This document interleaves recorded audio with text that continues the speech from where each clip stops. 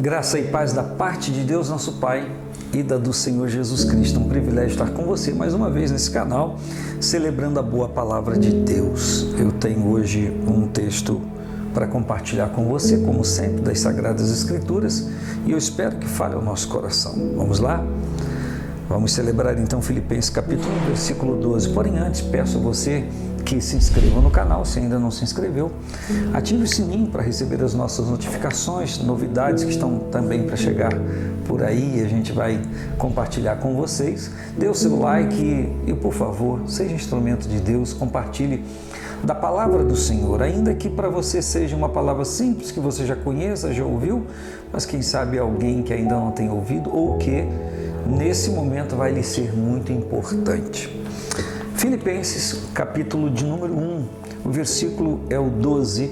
A seguir diz Paulo à igreja que está em Filipo, aos filipenses: quero, irmãos, que saibais que as coisas que me aconteceram contribuíram para maior proveito do Evangelho, de maneira que as minhas prisões em Cristo foram manifestas por toda a guarda pretoriana e por todos os demais lugares. E muitos dos irmãos no Senhor, tomando ânimo com as minhas prisões, ousam falar a palavra mais confiadamente, sem temor. Verdade é que também alguns pregam a Cristo por inveja e porfia, mas outros de boa mente. Aqui, Paulo está falando à igreja em Filipos, aos filipenses, que é um povo que está sendo perseguido por conta de crer no Evangelho de Jesus Cristo. E Paulo, então, declara que para eles também, ou lhes relembra as suas prisões por conta da perseguição do Império Romano, por conta da perseguição dos judeus, que não compreendiam, não entendiam, não aceitavam a Cristo como Messias de Deus. E os romanos, porque entendiam ser mais uma facção judaica, o cristianismo, pensavam assim, e temiam uma guerra civil na Palestina ou nos territórios que haviam judeus. E Paulo então está falando aqui para os irmãos que eles precisavam saber que a sua prisão trazia proveito para o Evangelho. Parece um tanto contraditório, não? Quando Paulo escreve esta carta aos Filipenses, ele está preso em Roma por conta do testemunho de Jesus Cristo e a verdade que ele então estava anunciando. E é assim nesta carta que ele diz aos irmãos que igualmente estavam sofrendo por conta disso. Ele disse: regozijai-vos no Senhor. Outra vez vos digo, regozijai-vos. Então, se você agora está sofrendo, tendo problemas por conta de erros seus, coisas mais idealizadas ou equívocos na sua vida, isso é uma questão humana. Mas se você serve ao Senhor e por conta disso está sendo perseguido e as pessoas zombam de você por causa do nome de Cristo, ou te chamam do que for, até de Bíblia, que na verdade é até uma honra ser chamado de Bíblia, precisamos ver, você precisa ver com mais carinho a carta de Paulo aos Filipenses e toda a história do cristianismo, por que não dizer toda a história da igreja no decorrer dos séculos, na Idade Média, tantas perseguições, tanta gente morta nas arenas romanas, né? Atirada aos leões, gente amarrada às estacas e ateado fogo ainda vivo, né? Então a gente precisa ver isso, e Paulo está dizendo aqui algo que parece um tanto contraditório, mas quando nós olhamos o contexto bíblico e o propósito para cada coisa, Paulo está dizendo aos irmãos para que eles tenham ânimo, para que eles não desanimem, porque não era só a questão de saber do que estava acontecendo a Paulo, mas a questão do que eles estavam vivendo também.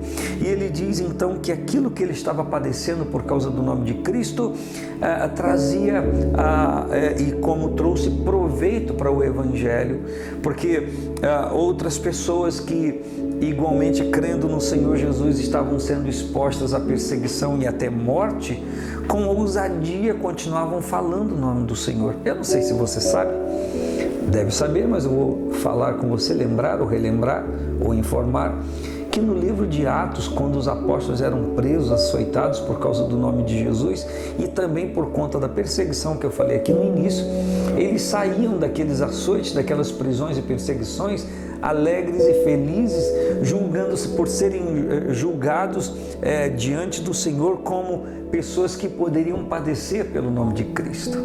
O Evangelho não mudou, mas a atitude de algumas pessoas mudaram as atitudes. Geralmente as pessoas dizem, depois de um êxito, depois de uma bênção recebida, uma vitória, se exclama: Deus é fiel, eu entendo, e é para a gente continuar dizendo. Mas se naquele assunto não lográssemos êxito, Deus deixaria de ser fiel? Essa geração de hoje canta, nós cantamos: se Deus fizer, Ele é Deus, se não fizer, continua sendo Deus. Mas será que isso é só uma verbalização?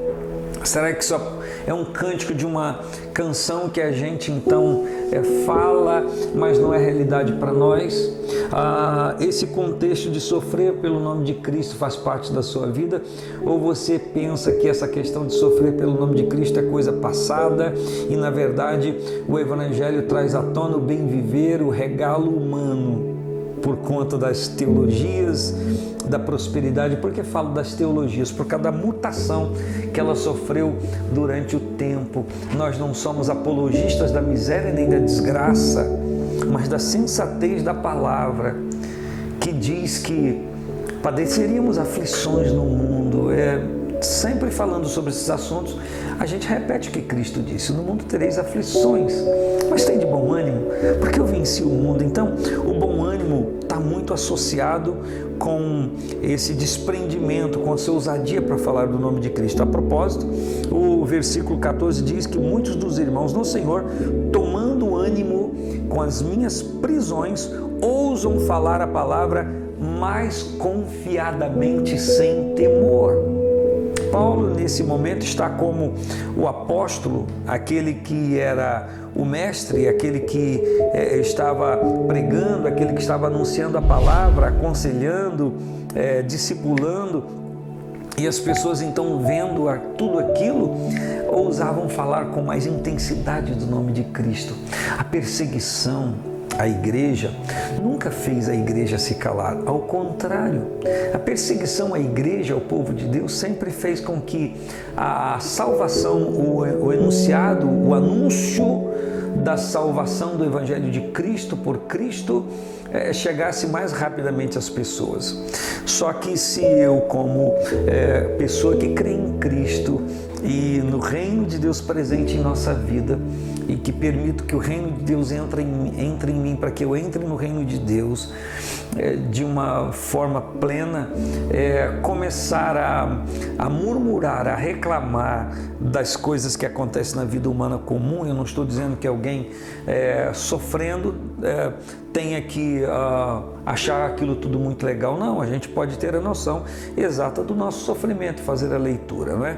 Mas será que isso é argumento ou álibi para eu murmurar e reclamar com todo mundo? Ou eu deveria fazer o que a Bíblia diz: em tudo dai graças, porque esta é a vontade de Deus para convosco? É fácil? Não é. Nesse momento de ameaças, de contaminação, de uma insegurança que a maioria dos corações vivem, eu sei de tanto idosos que estão reclusos em suas casas, gente que está numa faixa etária de risco, como já foi enunciado e falado, anunciado, propagado, mas também ouço dizer de jovens e adolescentes que estão trancados em casas temerários por conta dessa contaminação. Assim como nos protegemos em Cristo e na palavra e na oração do pecado e da contaminação do mundo, se dá a conhecer para nós que você vai usar equipamentos de proteção individual, desde a máscara, a se utilizar a asepsia de uma forma mais acentuada, que vai lhe ajudar a prevenir ou evitar que se propague para você ou em você esse vírus. Também temos que ter a consciência do que estamos fazendo em Deus. Se eu tenho a consciência que estou me protegendo em Deus e que algo está acontecendo que nem eu tenho prazer, O Senhor não reina sobre mim, o governo de Cristo não está sobre a minha vida, Ele não tem todo o poder sobre mim, sobre você, sobre nós. Então, todas as coisas contribuem para o bem daqueles que amam a Deus, daqueles que são chamados por um propósito. Isso que está acontecendo em você agora ou com você pode contribuir sim para a propagação do Evangelho e da certeza em Cristo, dependendo da atitude que cada crente tiver. Negar-se a si mesmo não é tão simples, mas é necessário. Então, se algo não lhe agrada agora, mas você sabe que esse algo que não lhe agrada está vinculado a um resultado por conta de você servir ao Senhor e ao reino de Deus na terra, alegre seu coração. Alegre. Paulo diz em certa escritura, ele diz que ele estava feliz por se cumprir no seu corpo o resto das aflições de Cristo. Se alegre em Deus. Jesus Cristo, no Sermão do Monte, disse: bem-aventurados sois vós quando vos perseguirem e mentindo disserem todo mal contra vós por minha causa. Alegrai-vos, exultai, regozijai-vos, porque é grande o vosso galardão nos céus. Um grande abraço, a paz do Senhor Jesus, e fixe no galardão que há diante da presença do Senhor. Um grande abraço, paz do Senhor Jesus.